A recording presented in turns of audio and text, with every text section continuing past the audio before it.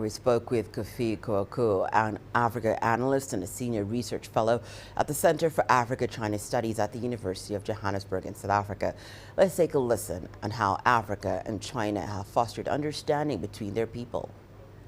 This area has been quite important in the sense that it must start at many levels. The first level of fostering understanding between the two peoples of Africa and China start obviously with the top leaders. I think the leadership designs them, put them together, and see the value. Sometimes, civil society does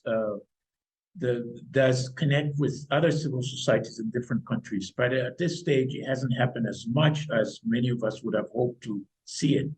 So at the base, for example, beside the top end of the relationship, we have regular tourism, for example. I think tourism is an extraordinarily important element that will help to foster those relations. So people to people, culture to culture. I think this is where things have been happening, but it hasn't really received enough publicity.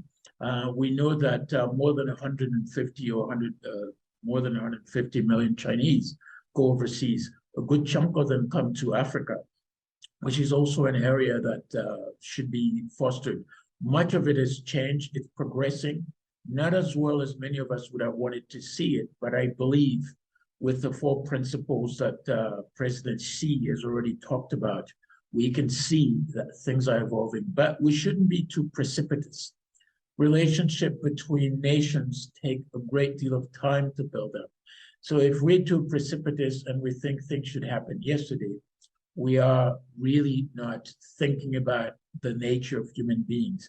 But progressively, we'll see that strengthening. And with the role of China as a potential global peacemaker, the opportunities are there. For me, the first challenge is around communication, strategic communication for people-to-people culture. But also another one is to speed up the relationship between African business and Chinese business. Chinese business has done a much greater, more, I wouldn't say aggressive, but a bit more work than African business have done. And we need more information on the side of Africa to see who to talk to, how to do business with China